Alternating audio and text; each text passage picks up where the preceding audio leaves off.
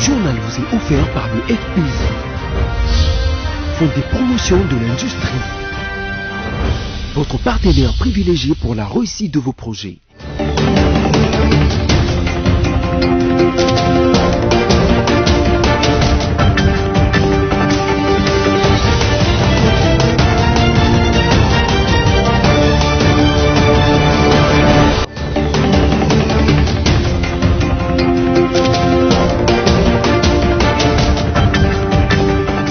Mesdames, Messieurs, merci de votre fidélité à BCTV. Voici le titre de cette édition rétrospective.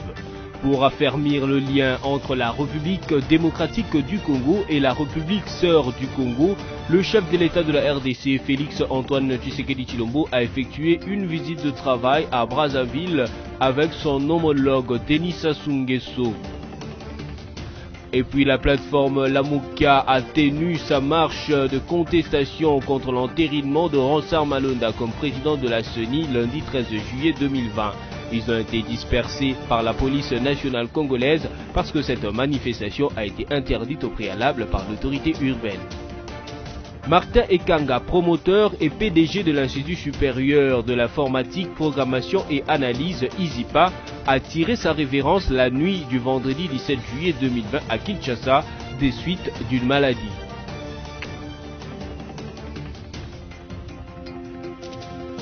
Félix Antoine Tshisekedi a eu une série d'entretiens ce mercredi 15 juillet 2020 à Brazzaville avec son homologue congolais Denis Sassou Nguesso. Le chef de l'État RD congolais s'est déplacé seul, sans sa ministre des Affaires étrangères ni aucun autre membre du gouvernement. Selon des sources diplomatiques, les deux chefs de l'État ont parlé de la pandémie du coronavirus et évoqué également la réouverture prochaine des frontières entre les deux pays, fermées depuis environ 3 mois dans le cadre de l'état d'urgence sanitaire décrété dans le monde entier. Cette fermeture affecte non seulement les échanges commerciaux entre Kinshasa et Brazzaville, mais aussi les familles qui vivent de deux côtés du fleuve Congo, restées depuis de longs mois sans se voir. Un autre sujet important a été évoqué ce même mercredi, le contentieux frontalier entre la République démocratique du Congo et la Zambie.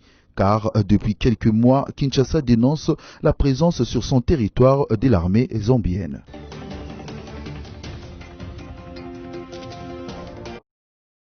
Pas de souci à se faire au sujet des spasmes qui ont agité et qui agitent la coalition FCC Cash, car ils ne vont pas conduire à sa rupture. Cette assurance est du chef de l'État Félix Tshisekedi depuis Brazzaville, qui, à la fin de sa visite de 24 heures, a répondu par des paroles conciliantes jeudi 16 juillet à une question de journaliste sur la situation et l'avenir de la coalition FCC Cash. L'essentiel est de regarder d'abord les intérêts du pays, et je crois que les uns et les autres sont conscients de cette prise en compte des intérêts du pays, j'entends, et donc nous allons finir par trouver des solutions. Ce que je peux vous assurer en tout cas, c'est que nous n'allons pas vers une rupture de la coalition, ça c'est certain. Mais évidemment, d'ailleurs en ce moment, il y a des délégués des deux camps qui se voient, qui discutent pour essayer de déblayer le chemin et de voir de nouveau les conditions de pouvoir regarder dans la même direction. Mais ça ne doit pas vous déranger cela, parce que c'est tout à fait inhérent à une jeune démocratie, à une première expérience politique. C'est la première fois, je vous le dis, que nous vivons une telle situation dans ce pays-là. Donc ça ne pouvait pas se passer parfaitement. Même dans les vieilles démocraties, les coalitions ont toujours posé des problèmes. Donc ça ne doit pas choquer. L'intensification des tensions a été observée entre les FCC et les Cash depuis la destitution de Jean-Marc Kabunda de son poste de premier vice-président de l'Assemblée nationale. Cette levée de bouclier a été traduite par des manifestations vigoureuses de l'UDPS contre les réformes judiciaires proposées par les députés nationaux du FCC et l'entérinement du choix de Ronsard Malonda à la tête de la CENI par l'Assemblée nationale dominée par les FCC. Beaucoup de gens ne prophétisaient plus que sur la rupture prochaine entre le FCC et les Cash. Ces propos de Félix Tshisekedi rassurent sur la paix en RDC, qui est aussi conditionnée par la survie de cette coalition.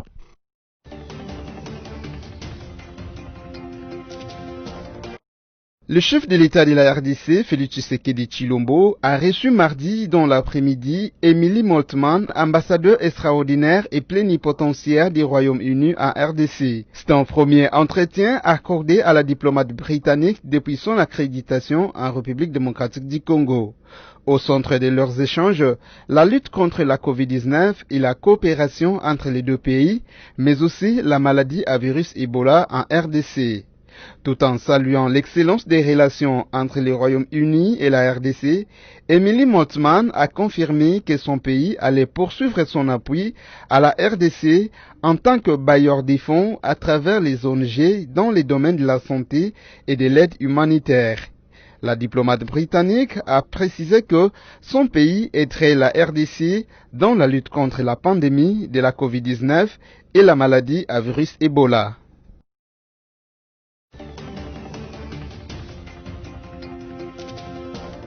Denise Nyakeru Tshisekedi, première dame de la RDC, a offert jeudi 16 juillet 2020 un lot de 100 000 masques aux élèves et enseignants de la part de sa fondation Denise Nyakeru Tshisekedi.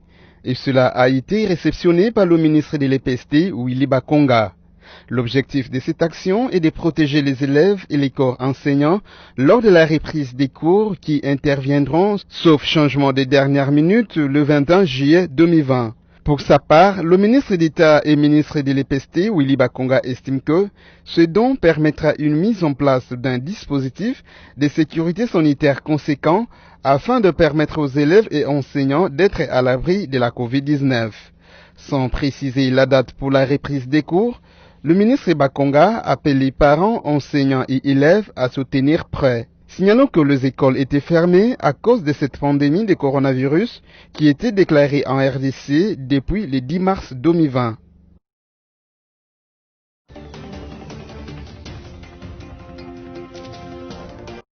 Après 4 mois d'état d'urgence sanitaire, la République démocratique du Congo va procéder à la levée conditionnée de cette mesure exceptionnelle de lutte contre la pandémie. Cette décision intervient à l'issue d'une séance de travail présidée par le Premier ministre Sylvestre Ilunga Ilunkamba, entouré des membres du comité multisectoriel des ripostes contre la Covid-19, quelques membres du gouvernement, les secrétariats techniques du CMR et le service de sécurité du pays.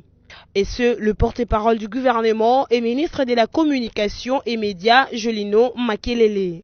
Comme vous le savez, l'état d'urgence proclamé par le chef de l'État le 24 mars 2020 est prorogé successivement jusqu'à son échéance prochaine le 21.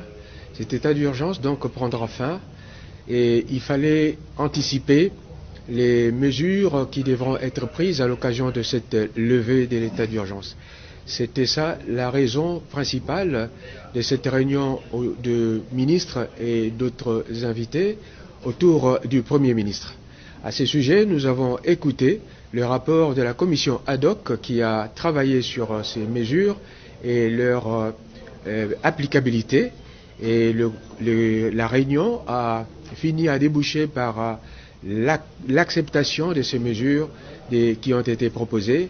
Et naturellement, le gouvernement, à travers le Conseil des ministres, va s'en saisir et le chef de l'État finira par dire ce qu'il entend par fin de l'état d'urgence et quelles sont les grandes mesures qui seront prises au niveau national, étant entendu qu'au niveau provincial, les prérogatives du gouverneur en la matière seront respectées. Dans le même registre, le député national Jean-Pierre Luo a déposé une proposition de loi mettant fin à l'état d'urgence jeudi 16 juillet 2020.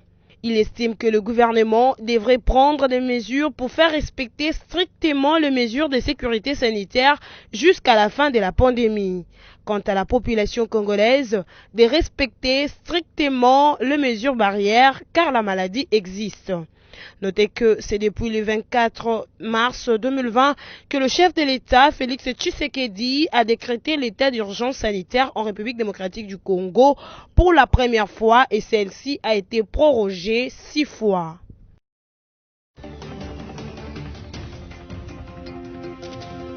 La Banque centrale du Congo informe pour une énième fois le public chinois en particulier et congolais en général que les crypto-monnaies, bitcoin et autres monnaies virtuelles proposées sur les plateformes électroniques ne sont ni réglementées ni autorisées à opérer en République démocratique du Congo. À en croire l'autorité des régulations monétaires, ces structures d'investissement présentent 4 risques majeurs, à savoir l'absence de protection réglementaire pour couvrir les pertes en cas de défaut ou de cessation d'activité de la plateforme qui gère les stockages de bitcoin, des risques d'utilisation à des fins criminelles et des blanchiments des capitaux, préconisant du reste l'anonymat dans la réalisation des transactions, des risques encore financiers liés à l'extrême volatilité des bitcoins et l'absence de recours en cas de cyberattaque ou de vol. C'était à travers un communiqué signé le 7 juillet 2020 par son gouverneur Deogracias Mutombo Mwananyembo que la Banque centrale du Congo signalait que ces sociétés de crypto-monnaies ne sont pas installées en République démocratique du Congo. Le vice-premier ministre et ministre de la Justice, Célestin Tundaya Kassende, a démissionné samedi 11 juillet 2020 de son poste. Il a déposé sa lettre de démission au premier ministre Sylvestre Ilunga Ilukamba. Après que j'ai eu à faire un examen personnel de la situation de l'heure pour lui remettre officiellement ma démission en tant que vice-premier ministre, ministre de la Justice et garde des Sceaux. Pour lui, son action au sein du gouvernement a contribué à l'instauration d'un état de droit. Je pars du gouvernement avec la conviction que mon action au sein du ministère de la Justice a apporté une pierre à l'édifice de la consolidation de l'état de droit dans notre pays. Rappelons que lors du Conseil des ministres, le lui a été reproché d'avoir transmis en cachette un avis favorable du gouvernement au sujet des 3 propositions de loi controversées relatives à la réforme judiciaire initiée par 2 députés du FCCI, Aubin Minakou et Gary Sakata. L'ancien ministre de la Justice avait fait l'objet d'une interpellation de la part des services du procureur général près la Cour de cassation à ce sujet.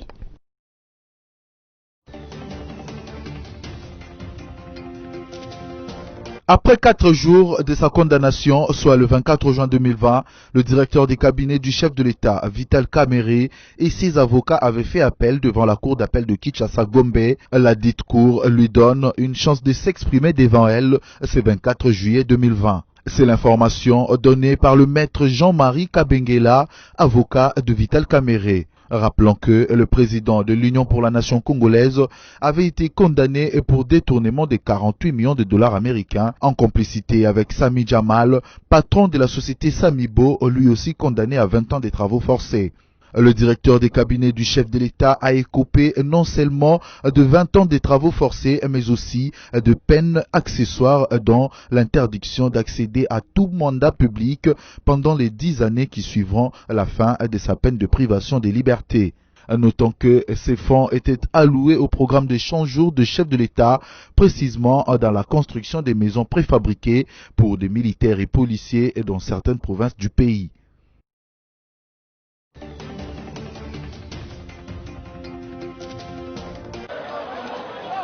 Ils étaient déterminés à manifester, et ce, malgré l'interdiction de l'autorité urbaine. Les leaders et militants de la plateforme Lamuka sont descendus dans les rues de Kinshasa ce lundi pour dire non à toute tentative de désignation de Ronsard Malonda à la tête de la Commission électorale nationale indépendante CENI.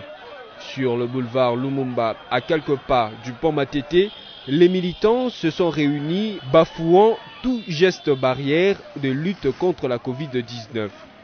Des chants, calicots ou encore drapeaux de partis politiques, tous les décors étaient plantés pour tenir tête aux autorités urbaines. Conduits par le leader de la plateforme, parmi lesquels Jean-Pierre Bemba Gombo, Le peloton a pris la direction du Palais du Peuple avant d'être bloqué au niveau de la 18e rue du Métier par la police qui a fait usage des gaz lacrymogènes pour disperser la foule. Notez que d'autres tentatives de manifestation ont été signalées dans d'autres provinces du pays comme au Kasaï oriental, au Nord Kivu et dans le Haut-Katanga.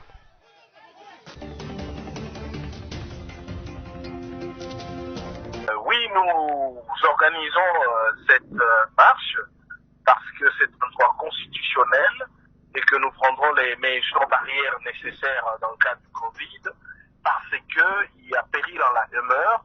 Or, l'un des éléments du décor de la tricherie qui se présente, c'est de procéder de manière irrégulière à la désignation d'un membre qui est un des acteurs du chaos électoral de 2018. C'est totalement inadmissible, alors même que le rapport d'activité de la CENI n'a jamais été présenté pour être auditionné, ni audité conformément à la loi organique de la CENI par la Cour de compte. Il est du devoir de l'autorité de participer à son mouvement et nous collaborerons étroitement avec nos autorités. Ce n'est pas la première marche que celle-ci organise. Et en ce qui nous concerne, nos participants, les mouvements citoyens, les partenaires ont toujours été rigoureusement pacifiques, disciplinés et de bons citoyens.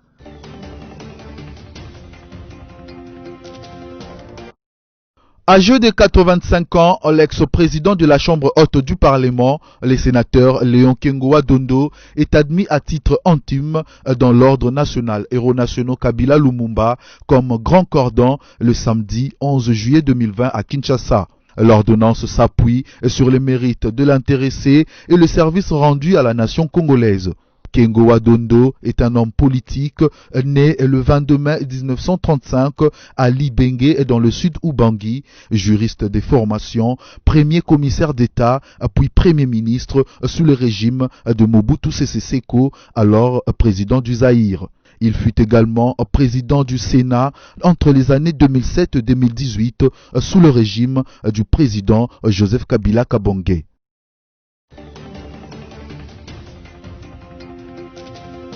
Le gouverneur de la province du Tanganyika, Zoé Kabila, a inauguré le nouveau bâtiment du gouvernorat de province ce mercredi 15 juillet dans la ville de Kalemi. Cette cérémonie en pompe s'est déroulée en présence de plusieurs personnalités, dont des députés provinciaux et les notables de la province. Ce nouveau bâtiment moderne, construit sur fonds propres de la province, est un projet initié par Zoé Kabila et exécuté par l'entreprise congolaise Wilvan Group en moins d'une année. Le bâtiment héberge les bureaux du gouverneur et son vice, la salle des réunions, 3 salles d'attente, les protocolats d'État, le secrétariat du cabinet et du gouvernement provincial et les conseillers du gouverneur. Arrivé à la tête de la province du Tanganyika depuis plus d'une année seulement, Zoé Kabila semble axer son mandat sur les infrastructures de base afin de conférer à la ville de Kalemi l'essence de son statut de ville touristique via une urbanisation digne du XXIe siècle. La population du Tanganyika retiendra de sa gouvernance la modification et l'amélioration du plan de l'aérogare modulaire de l'aéroport de Kainda, devenu 3e en RDC après Luano de Lubumbashi, la construction du bâtiment de l'Assemblée provinciale, la rénovation et l'élargissement du gouvernorat des provinces, jadis logé dans un gabegie des temps de l'époque coloniale, le plan de modernisation de la ville de Kalemi, la construction d'une plage moderne, la préservation de l'environnement, le tout couronné d'une rigueur implacable imposée à tous ses collaborateurs, a indiqué un notable présent à la cérémonie.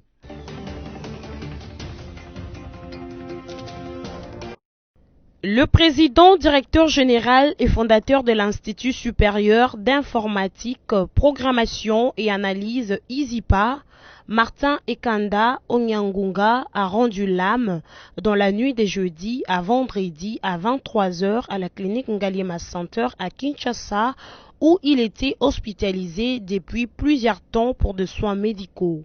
Cette grande personnalité, ingénieur en informatique, a su au fil du temps transmettre son savoir durant 4 longues décennies à plusieurs générations de ses compatriotes. ce qui lui a valu plusieurs récompenses tant au niveau national qu'international. Né à Kaino, dans le Maniema, où il a eu à faire ses études primaires, originaire du Sankourou, où il y va pour faire ses études secondaires à l'école méthodiste de Wembanyama en section scientifique, option mathématiques physique. Il commença ses études supérieures à l'université de Kinshasa, alors Lovanium à l'époque, à la faculté des Polytechniques. Coup du destin, Martin continue ses études universitaires et les achève en informatique en Belgique en 1974. C'est en 1975 que Martin Ekanda a créé l'ISIPA, qui est aujourd'hui une grande école d'informatique et programmation en République démocratique du Congo. Malgré son handicap, Ekanda a su imposer son savoir-faire dans les secteurs de l'informatique. Très connu pour son encadrement de la jeunesse congolaise, Martin Ekanda avait un slogan, je cite, « Ce n'est pas mon handicap qui va m'empêcher de faire de grandes choses ». Il a laissé une veuve, Rifine Luyeye Ekanda, et plusieurs enfants, ainsi qu'un héritage scientifique énorme dans le monde de l'informatique.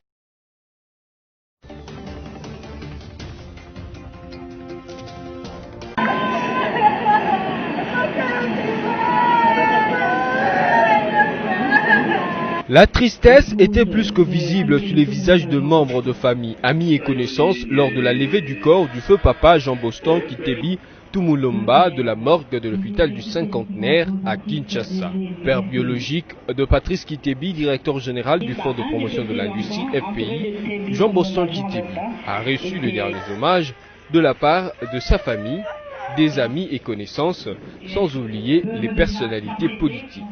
Après 93 ans de vie, Jean Boston Kitebi Tumulomba repose désormais en paix au cimetière de la nécropole entre ciel et terre après avoir servi son pays et légué son patriotisme à sa postérité. Nous avons une maigre consolation. C'est que durant ta vie sur cette terre des hommes, tu as combattu le bon combat.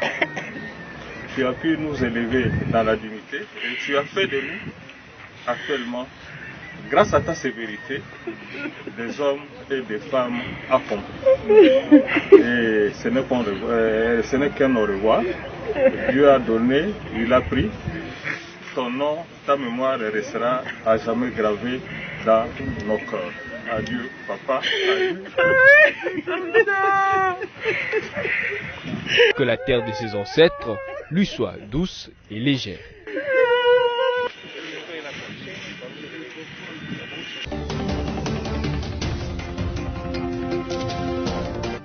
Place à présent au rappel de principaux titres.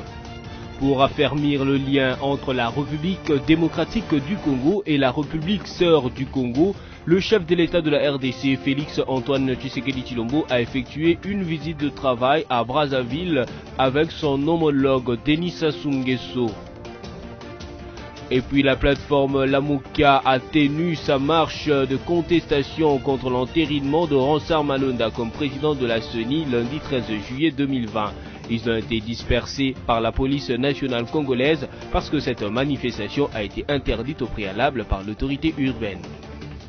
Martin Ekanga, promoteur et PDG de l'Institut supérieur de l'informatique, programmation et analyse ISIPA, a tiré sa révérence la nuit du vendredi 17 juillet 2020 à Kinshasa des suites d'une maladie. Cette édition rétrospective est terminée. Merci à vous de l'avoir suivi et restez-nous toujours fidèles.